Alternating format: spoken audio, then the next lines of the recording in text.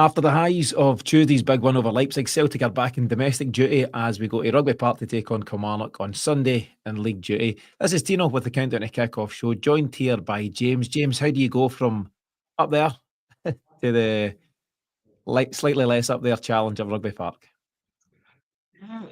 You might think the challenge is slightly less. It's a tough game, all right, but the thing that's going on at Celtic just now is every single game is an audition for your place. So if you don't perform, then you're putting yourself in jeopardy for missing a Champions League game. So I don't think there's going to be any drop in intensity, any drop in quality. Looking forward to it. Yeah, I've mentioned the fact that Brendan Rodgers might use this game to shuffle the pack again, whether that's to keep the squad fresh. We've obviously got an international break after this, though. So from that point of view, does he maybe just go pretty strong again, or do you see many changes?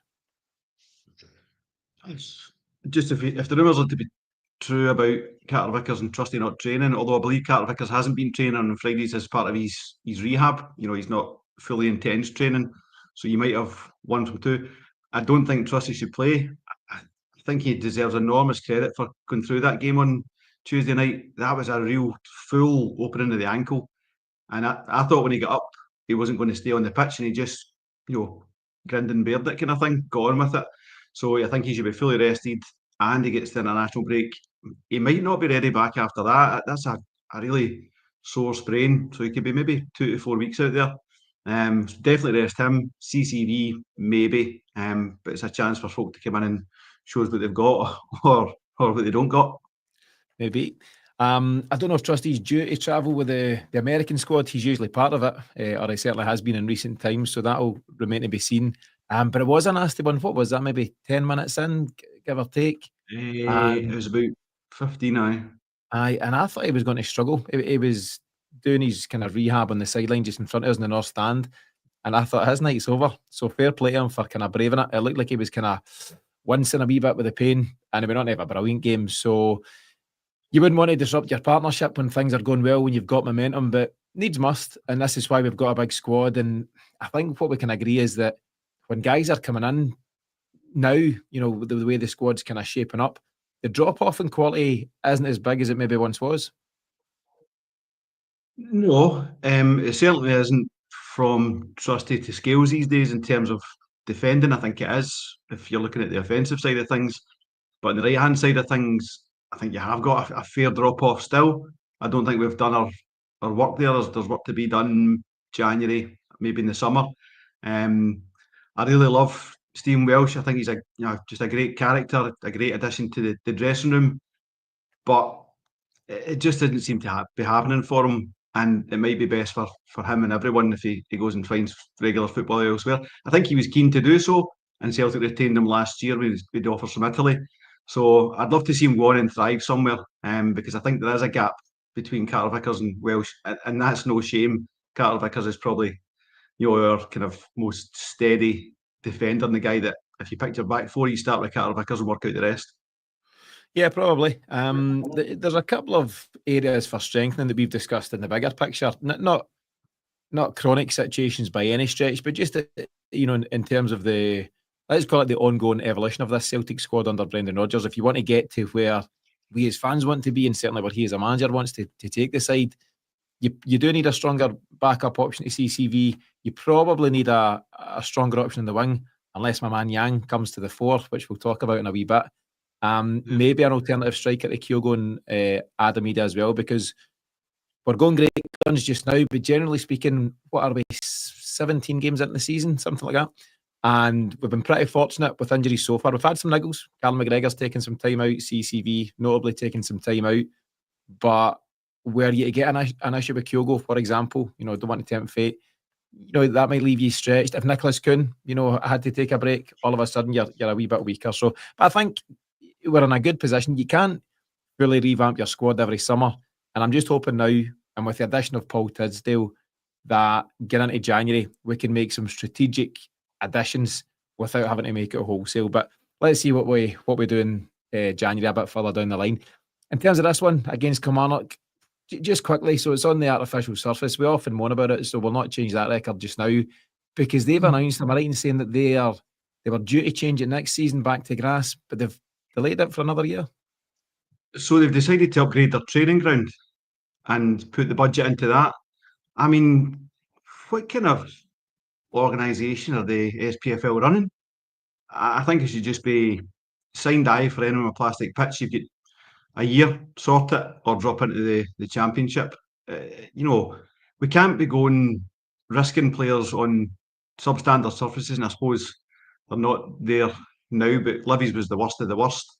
Kilmarnock's is slightly better, but still a dangerous surface to play on. And then expect that team to go and pick you up coefficient points in the Champions League come the Tuesday or the Wednesday. It's you're working against yourself. We need to be doing everything we can to improve the game, and that's not it. So the fact that Killie have just been allowed to arbitrarily decide on their own, we're not doing it, we're doing it next year. And they're not breaching any rules there. So get the rules in place and stop this nonsense. Yeah, and I don't think, we're looking at it from a Celtic point of view because our players want to play in, good grass surfaces, as most footballers do. And you've got to include Killie's players in that. Surely they would benefit more as well. And I do understand the financial benefits of being able to, use that surface all year round and rent it out and all that stuff. But you're a top flight side and you should have that kind of surface sorted. If you've got financial worries, why are you closing your stands off to potential ticket revenue 4 times a year? Don't give us it. We're getting drawn into all sorts of different debates. Before we kick on with some further chat ahead of Sunday's game, thanks to everyone who joins us here on the live. You'll notice if you're watching on YouTube, you can only comment if you subscribe to us. You're obviously for free, but subscribe to the YouTube channel. So if you're not doing so already, click the red button and you'll be able to comment and ask any questions of myself and James over the next 15 minutes or so. Likewise, if you want to support the show on YouTube, you can sign up as a member. Just click the join button and that allows you to do so. And finally, if you enjoy listening to us in podcast format, check out the celticexchange.supercast.com where you can show your support for us throughout this season. James, I'd asked the question of, whether we shuffle the pack and keep things fresh. That might include guys like Liam Scales coming back in, maybe a Luke McCowan who never get minutes, Adam Ida only get 10 minutes at the end on Tuesday night. Or do you go with momentum and consistency as much as you can, injury-wise? What would your general approach be after such a result as the Leipzig one? A bit of both. I think there will be changes. I think Rio, great. He played the whole 90 minutes and he was outstanding for 90 minutes. Maybe one of his best performances in a Celtic jersey. But he's got a bit of that Tom Rogic thing going on where he's not quite comfortably finishing a 90, and we've got to get him up to that. That level of talent can't be available for 6/9 of a game. You've got to have him available for the whole thing. Some people call it 2/3 as well, by the way. You've got to have him available the whole shebang. So let's keep working on that. But I think rest them come the weekend. I think there's something to be said about the improvement in Rio's game and the improvement in Bernardo's game when they've got a talent like McCowan on the bench right behind them. They can't blink for 1 second or he's in. And I think he does go in on Sunday and gets, it's almost like a reward, but it'd be considered hard done by not to come off the bench on Tuesday there, because when he comes on, he does give us that extra lift, and he's, like I say, he's never out of play. So I'd like to see him start on Sunday and just keep that pressure on Rio and Bernardo and let them know that there's talent around, so they need to keep it going. Yeah, so just for fun then, to keep it fresh, we'll do the midfield first and we can get to the back four. So what's your midfield three then, just to clarify? Callum McGregor, Engels and McCowan. Engels and McCowan. Do you think it's obviously a hot topic right now, but Callum McGregor had one of his best games in a Celtic shirt against Leipzig. He himself admitted it was one of the best. And now that we're in early November, there's been a couple of international breaks. Obviously, he's not travelled to be part of anything that Scotland have been doing. Are we now starting to see the real impact of that decision by Callum McGregor? Yeah, but it's hard to maybe put it down to one thing. McGregor's always been able to raise his game when the pressure's on. When a big game comes along, he's always been able to find that extra gear. That might be harder to do if you're playing constantly throughout the season, 60, 65 games, getting no break. So it definitely gives him that breather. If you're looking at, McGregor going away for the international break next week, playing him here on Sunday and then he's going to be away and playing 2 games and all these things, it's non-stop. So you might be minded to try and give him a break, but you don't need to do that. So I think it's to Celtic and Callum McGregor's great advantage that he's not got that, and he's played his part in the international scene. He doesn't owe it anything. It's just a time of his career. that happens to most players. They take that wee step back and focus on their club football, and yeah, we're getting the benefit of it. I also think the club and player were smart enough to give him, what was it, a 2-game break he had just a few weeks ago. A kind of situation which historically McGregor might have played through. It was an adductor issue up somewhere around the groin, and it sounds like one that he could have forced the issue, but between him and Brendan Rodgers, that was a Saturday night before, who did we play? Motherwell maybe on the Sunday? Can't remember. They made a decision, listen, don't force it, you don't need to. We've got able deputies in the form of Bernardo, McCowan, Engels, Hitati, all these guys available, so don't need to force the issue. But you think he'll get the game on Sunday, so Kilmarnock with Engels and McCowan. What about Engels? As I say, different people see different things. I thought he played a really important role against Leipzig. Least of all, that very clever flick round the corner for Kunth, which led to the first goal. But a guy who's playing well, and a guy who seems to be ignoring any noise that might be doing the rounds. He seems to be pretty confident in himself at the moment as well. I'm a fan, but if you don't see what Engels is bringing, I don't know what you want from your football players. I just thought he was outstanding on Tuesday night. He'll get all the credit for his wee flick. He'll also get the debit for losing his man at the goal. And that's fair enough. That's something to learn from. But one of it's his game intelligence. So see, when we're going for the second goal, we had 5 players pressing Leipzig in the corner. We also had 2 in Trusty and Engels blocking passing routes. So we actually had 7 players. Only 4 of Celtic players weren't in that kind of quarter of the pitch. Mm-hmm. And the intelligence of Engels to say they're getting pinned in here. If I block off this passing route, they can't get out. They've got to try and play their way out. And lo and behold, we nick it off them and get in for the goal. So there's much more to his game than you're necessarily seeing as well. But I'd recommend to anyone, particularly if you're at the game live, watch him. Don't watch the game for maybe 10, 15 minutes. Watch him. Watch where he moves. He'll get plenty of the ball, but look at what he's doing off the ball as well. Phenomenal talent. I think he's going to be huge for Celtic. Yeah, and I think he's a real athlete. He's a specimen, isn't he? He's a physical boy, and he's got a bit of height about and a bit of range. And as I say, 21, I've stressed it over the last few episodes now. He's only going to kick. He's doing pretty well. He's reaching a high level. He's 21 and he's comfortable in a Champions League environment. This isn't like he was just up against, I don't know, Wraith Rovers in the League Cup. He was up against a very decent side and didn't look out of place in any way, shape or form. So I think that's great to see. The example you give of the high press for the Celtic second goal, or what led to Celtic's second goal, that passage of player, that period in the game, it almost sums up Celtic right now in a microcosm in terms of just what they're doing, the endeavour to, work hard. But there's quality in there as well. I put a tweet out the other night showing that within all the stramash of Celtic trying to stop them getting out, Dyson Maeda does this back heel flick within the melee. It's all going a bit mad, and he does a back heel flick. Rio Hitati shows incredibly quick feet to get by the first defender, makes his way to the byline, and then plays the no-look blind pass into Greg Taylor to put across the face a goal. So there's endeavour, there's work rate, there's dig, there's also quality and class throughout that, and I think that just kind of sums up where we're at right now. Absolutely. I mean, to speak on the no-look pass specifically, most no-look passes are a wee bit showboaty. They're a wee bit style over substance. What Rio's doing is he's making out to the defender that he's going to go this way, and the defender starts covering his own left-hand side. But he knew exactly what he was doing. He was going to go right-hand side of the defender, through to Taylor, through to Maeda, wee Sclaff, into Kuhn. So, it's not just a no-look pass for the fun of it.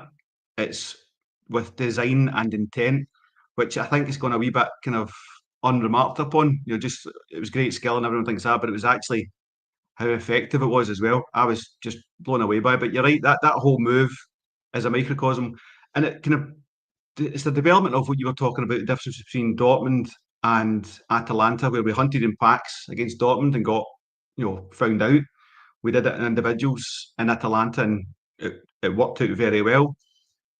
And against Leipzig, it was just a bit more intelligent. They were doing it in ones when they needed to, or when that was the right move.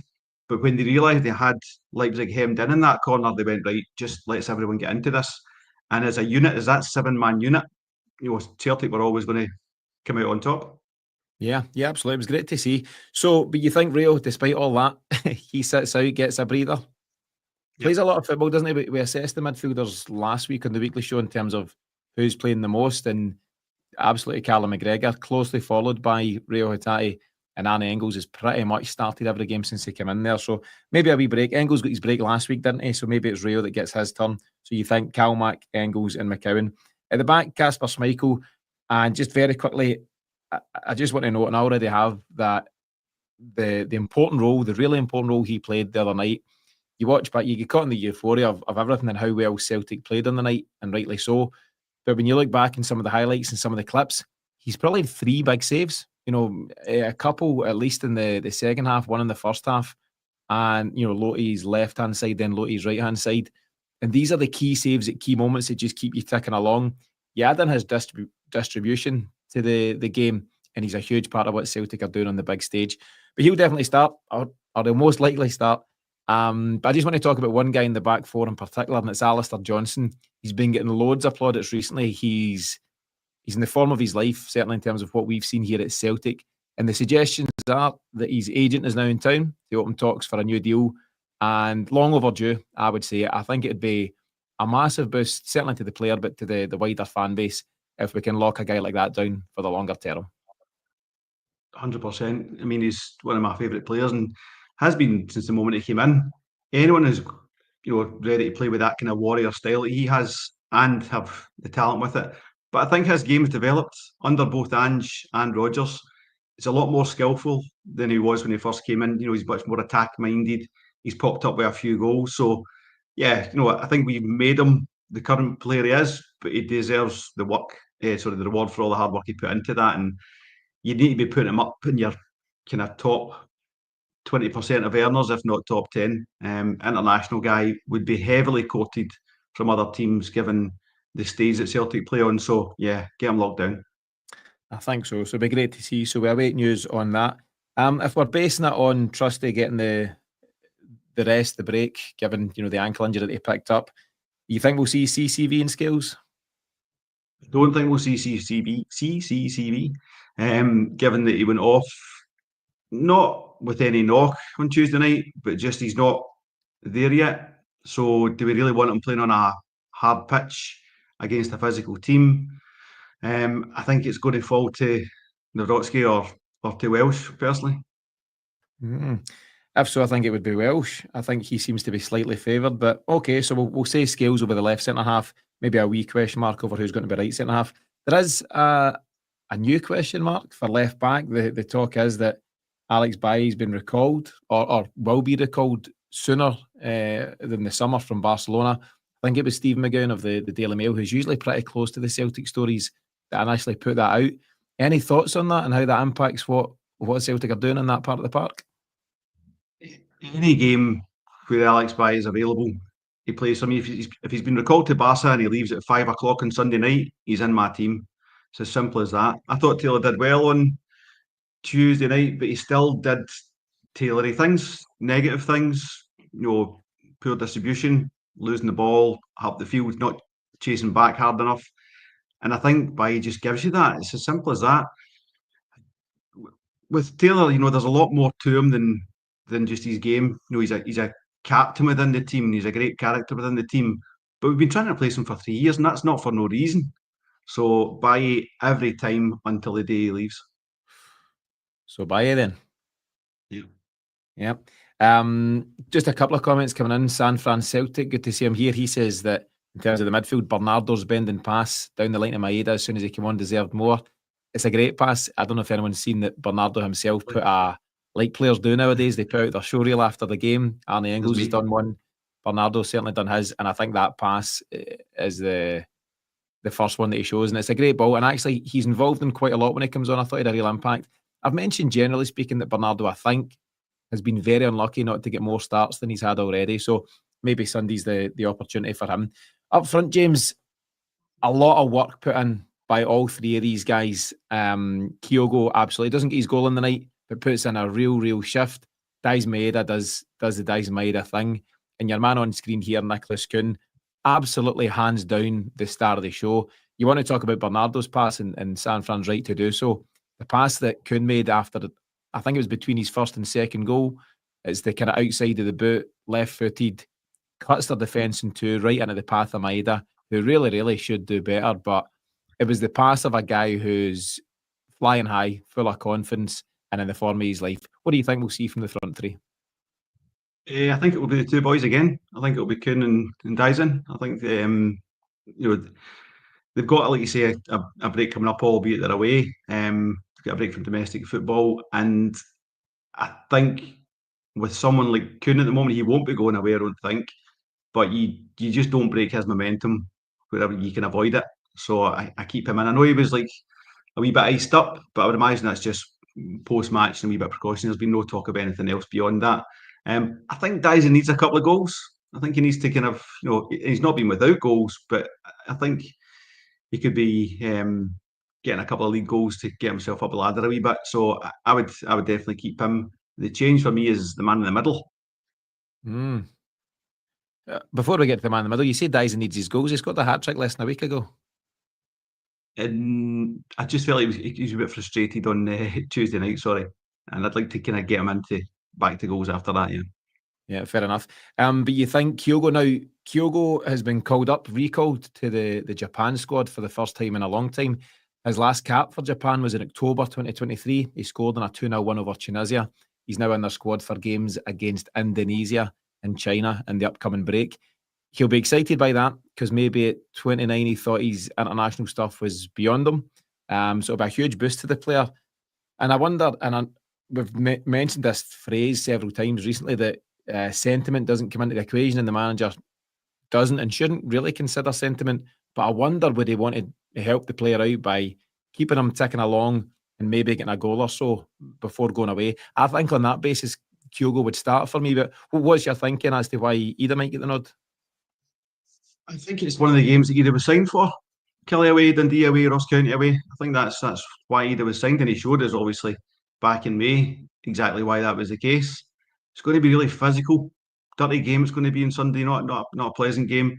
Bring Kyogo off the bench after 60 minutes to go and put the game to bed. That's much more preferable to me than having him grinding it out for 60 minutes. So that's the switch.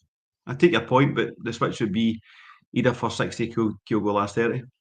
Yeah, and obviously Ida got the nod there that night. We won the league. What was it, 5-0? And I think Ida was potentially star man on the night. It was I think it was a switch up that Derek McInnes wasn't expecting. I think it caught Kilmarnock in the hop, and Ida almost perfectly played the role of the kind of point man, the target man up top, allowing Celtic to go more direct on the night. And I think we get a few early goals, Ida himself amongst them, and you were good to go. And from that point of view, it might be a reason. There is a comment, let me see, from someone about the surface. That's from Colin, about the plastic surface, and it is a game changer and no need to risk anybody. And it must come, yeah. Someday, need to risk 11 guys. I know, but it does come into a manager's thinking. If you've got a CCV who's been touch and go, if you've got a trusty who's rolled his ankle, if you've got anyone else catching wee niggles or knocks, then you probably think twice about unleashing him on that park. So it might come into his thinking in terms of what he does there. But yeah, you could see why Ida might be a shout. We had this thing for a while, didn't we, that Rugby Park, that there's a bit of a hoodoo and we struggled down there and we'd drawn, and with COVID times we hadn't won in like 2 seasons and all that kind of stuff. We've blown all that out of the water by now, though, haven't we? Yeah, it's paper talk. There's nothing to worry about. It was 2 games, wasn't it? A cup game and a league game. Just of no interest in me whatsoever. Annihilated them in the season last year. So there's no hoodoo. It is a tough game. It's a physical game. It's a game that doesn't play into our preferred style. But you can't have it your own way all the time. You've got to have different tools in your kit to play different kinds of opponents and clear that. And McInnes is a very experienced, very well organised manager, and he'll have them set up for it. He'll know exactly where our strengths and weaknesses are, and he'll know what to target. So we've just got to be fast on it and ahead before he gets a chance to implement his game plan. Yeah, I'd say so. San Fran again saying that he'd play Palma. Now he's talking my language there, James, because we know I'm a Palma fan. But the other guy that I'm a huge fan of, and I was so delighted for him during the week, was Yang. I thought he had a real impact. I've mentioned there's a fella that you should all follow on Twitter called Stuart Ross. I think it's at Stuart Ross 89. Stuart does, scouting and analysis and things of that nature, and he often clips up the highlights from Celtic players after a big game. On the back of the other night, he's got Rio's clips, he's got Callum McGregor's clips, I think he's got Austin Trusty, he's got various kind of big hitters. He's also, at my request, put one together for Yang. And everyone talks about that moment, James, where he had the passage of 1-2s high on the right-hand side, works his way in the middle and gets a snapshot, which just goes a bit over the bar. But there was several moments in the game beyond that. There was some really fast feet in Celtic's defensive areas. There was tracking back. There was spreading the play. And I thought he had a more than credible cameo, again, against very tough opposition. You can bring into the equation the fact that they will have been tired to an extent, having been run ragged by Celtic, to that point. But even at that, it'd be easy for Yang to come on and coast. Just play it safe, bump it about, don't make any mistakes. I think now Celtic subs, certainly in the forward positions, realise that you can't do that. You need to go on and take off the shackles. And I think Yang and Palmer, two guys I've been quite vocal in my support of, kind of know they're in the last chance saloon without being too dramatic. They know that there's real quality around them, and if they don't step up, they'll be moved on in the same way that guys like Always moved on and Haksabanovic and various others that you might care to mention. And I thought you need to give Yang real credit for the bravery they showed, the way they approached that game on Tuesday night. Yeah, but playing it safe at Celtic, particularly when coming on as a sub, is a really dangerous approach because it leads to no game time. So you're only going to, you're talking, I think, in the weekly show on Monday about the risks that Rio Hatate takes and did take on Tuesday night, and mostly worked out, but some didn't. One he shelled right out of the park. But he'll get credit for attempting that. And I think that's the attitude that permeates the squad, and Yang picks it up as well. I mean, I would actually like to pass the challenge over to the coaching team regards Yang. There's a player there. He's got all the attributes we need. It's just a matter of getting it out of him on a consistent basis. And you could maybe argue that for Mikey Johnson as well. It's not physical with these players. They've got talent. Is it mental? I think it definitely was with Mikey Johnson. Is it with Yang? I don't know. Let's find out and let's get the absolute best out of him, because I don't think in the same category as Palma at all. I think Palma's just a square peg round hole situation. Talent, but a different kind of talent for the way we play. Yang has the talent for how we play, and it's our job, it's Celtic's job to get it out of him, the coaching team's job to get it out of him. So that's where I think the challenge lies, or who it lies with, rather. Yeah, I also think Yang, just looking at him as an individual, has the physicality. Celtic play this high, aggressive press, and it's hard work for your forwards. He is. And for your forwards, and the Japan manager mentioned about Kyogo. He said that Kyogo is Celtic's first line of defence. He plays that kind of role. And, Kyogo, his life so far as a footballer has been out-and-out goal scorer. Not anymore. And you could say that Angel have started it, and Brendan Rodgers has picked up the baton in terms of saying to him, there's so much more that we need you to bring to the party. And the great thing is Kyogo is bringing that. We always know that Maeda had that. Nicholas Kuhn is adding that to that side tease game we've seen in Atalanta from Kuhn. And I think Yang knows that you need to do both. You need to do the offensive and defensive stuff to have any chance of featuring in this Celtic side. I think he'll definitely get minutes against Kilmarnock, whether from the start or not, but I'm quite excited to see what he's bringing. And I suppose as an overall point, James, there's excitement all round every time Celtic take to the park. I know I was kind of kidding on at the start there about the highs of Champions League to the lows of Rugby Park and all that stuff. But actually, it doesn't matter who Celtic are playing and in what competition. I think as fans, by and large, we're just really excited every time Celtic take to the park. You're excited to see what you're going to see next from Kuhn. What's Engels bringing to the party? Is Rio going to do something? Is Kyogo going to get his goals? Are we going to see something from the fringe players? And that's where guys like Yang, maybe Palma and a couple of others come in. And I think there's just a real excitement across the board. And I need to say it. And I'd like to think Miff and various others are fully on board now. But this is all down to the manager. He sets the tone. He sets the tempo. He puts them out in this way. And we've seen glimpses of it from Celtic's pre-season out in the States. But they've smashed into this season. And as each game passes by, that Dortmund result is looking more and more like an outlier, more and more like a freak result. And again, Brendan Rodgers deserves all the credit for what we're seeing. Yeah, 100%. And when you put out a kind of a question tweet during the week asking, was this our best performance since X, Y, Z?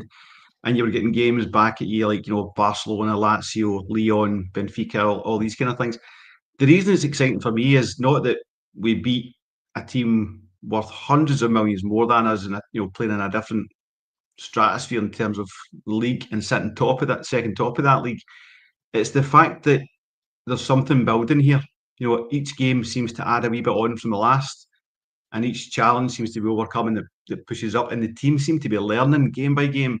So that's what kind of saying at the top of the show. Having a game against Kilmarnock and whoever else it may be domestically between now and Bruges isn't the doldrums of domestic football. It's another chance to perfect your game and add a wee bit more knowledge on. And this is the kind of there's two things. I would say it's the centre of excellence that Rodgers deploys both upon himself and the players. But Rodgers made a brilliant comment during the week about they're such an honest team and they're always wanting to learn. That's an Ange legacy. They've got that from Ange. That's the psyche in the dressing room. Obviously, Lands and McGregor, and he spreads it out. Always wanting to be learning, always wanting to improve upon yourself and improve as a team. So Rodgers has picked up this sponge of a dressing room that's just ready to take in his knowledge and deploy that. And it's now we're starting to see the culmination of that. So we're going places, and every single game is a joy for me because you're just getting to see a wee bit more of that. Yeah, absolutely. And I think you've got, as you say, the core with Callum McGregor, and then some really smart additions. Nicholas Kuhn, who obviously got off to a slightly slower start, but is now coming good. Arne Engels adds real quality. We're seeing great things from Austin Trusty. You've got a hugely experienced goalie in Kasper Schmeichel that wasn't there for your European stuff last year. And it's all adding into some really impressive stuff by Celtic. In terms of what we've got between now and Bruges, just to bring folks up to speed, so obviously Kilmarnock on Sunday in the international break, and then you're away to Tynecastle, which I don't know. You don't know what you're getting from Hearts at this moment in time. So you're away to Tynecastle, 23rd of November, before Bruges at home on the 27th of November. James, I'd usually spend a wee bit of time in the opposition at this moment in time, but I've ran on a bit and I can't really be bothered talking too much about Kilmarnock. Just briefly, though, they're 8th in the table. They obviously had a better time out last year, and they've huffed and puffed. They've beat Rangers, but no great prizes for doing that at this moment in time. On that note, though, 8th in the table, they're only 4 off bottom spot. Hibs, they maybe would do it anyway, but did they just give you a typical Kilmarnock, park the bus and try and break? 100%. Nothing's going to change in that regard. You and I watched the Kilmarnock Rangers game together. Great result, obviously, but it was one of the worst games of football you're likely to see. Now, Rangers played a big part of themselves, but Kilmarnock were at home and they were just turning out absolute dire football. So we'll have more of that on Sunday, but probably with a bit more industry attached to it. So look out for some heavy tackles. They'll be breaking when they can. They've got good guys in the break, like Armstrong and various others. So they're not a Livy. They're not. McInnes isn't that kind of player, but he will be looking to suffocate the game, time waste, try and get to 80 minutes still in the game, and then maybe throw a wee bit at it the last 10 minutes. It won't be pretty if you let McInnes deploy his tactics. So we've just got to play our own game. The speed that we move at, it'll be a fast pitch. So let's just get the job done in the first half, and we can start to rest players and stuff in the second. You mentioned that 1-0 win for Killie over Rangers that we watched. And actually I forgot, because it was one of the worst games of football you will ever see. Two awful teams slugging it out. There was high winds on the day, granted, but the surface, just nobody wanted to play football, and obviously pleasing to see Kilmarnock get the win, but it wasn't great from anybody's point of view. And I don't think Kilmarnock can well at this point. They had the European qualifiers, didn't they, at the start of the season, which I think can upset your rhythm, having to come back so early and then to get knocked out. Mm-hmm. Yeah, and you come back to prep for that and you get knocked out anyway, and it's a wee bit disappointing. I'll come to you shortly for your scoreline prediction. Before I do so, I'd like to ask anyone in the live to give us their scorelines. We get a variety of scores at different times in recent weeks. 5s and 6-0s, KJ 2-1s and 1-0s and whatever else. All comes down to what you're feeling and what you're seeing. So anyone that's joined us in live, please let us know what you think. And a thanks to Ronnie Glavin. He signed up as a new member on the YouTube channel. So thanks to Ronnie for doing so. James, I'll come to you. What's your scoreline prediction for this one on Sunday, and what's the reasons for that? Probably one of our most repeated scorelines of the season thus far. Just a good old 3-0. Professional, no messing. 3-0. 3-0. Stephen Kennedy agrees. He's gone 3-0. Greg McMullen almost agrees. He's gone 3-0 half time. So we'll see what the second half brings. Jezebel's gone for 3-0. We've got Pat McLaughlin for 4-0. A lot of confidence. San Fran 5-1. Where is he? San Fran 5-1. And Rebel has gone for 3-1. And there's a lot of confidence, James, and it's not without foundation. You know, I think there's just a lot of confidence amongst fans, but ultimately a lot of confidence amongst the players. And whether it's the guys who are currently in the 11 or the various guys we've mentioned that might come in and have an impact, everybody's pushing hard. Nobody's getting complacent. Nobody's resting on their laurels. And that's leading to some really impressive performances. I think on Monday, when I was summing up the numbers, Celtic at that point had scored 50 goals in 16 games so far. We're now 53 for 17 games. And we've got an average of 3 point something per game. And there's no sign of that letting up anytime soon. So hopefully, first and foremost, a strong result. You know, results are crucial. But I think what we're really enjoying is the performances of this Celtic side and how they're playing. But on that note, James, your final thoughts for this one? Yeah, you've just got to take care of the domestic business. You know, fair play to Aberdeen. Just stayed on our coattails all the way, and we'll see how long they can last that out for. But we certainly can't blink. We've got to get our work done. But I think you're right. It's the environment that provides that. You just can't drop your form for 1 second at Celtic at the moment, and that's the best thing. So everyone will be pushing. I think there will be some smart resting going on. But if you're picked, you better turn up because there's somebody right behind you to take your place if you don't. Yeah, I'm going to quote him again, James. Competition is often the best coach, and that's exactly what we're seeing. Thanks to San Fran, he's reminded us that it's 3.412 goals that Celtic are averaging. Is that a Killy Pie? What do you mean? PI Pie. Is that not Oh, that there? jeez. Yeah, I think that's what he's doing there. Too late on a Friday afternoon for that. But listen, thanks to James for joining us. Thanks to everyone who's joined us for the live. Thanks to those who have subscribed to the show this afternoon. Thanks to those who have become members on the YouTube channel. And as I say, if you enjoy listening to the podcast version, check out the CelticExchange.supercast.com for more ways where you can support us there. We'll be back on Sunday around about tea time, 3 o'clock kickoff. We'll be back around about tea time with the final whistle show. In the meantime, for myself and James, thanks for joining us. Enjoy the rest of your weekend. We'll see you all soon.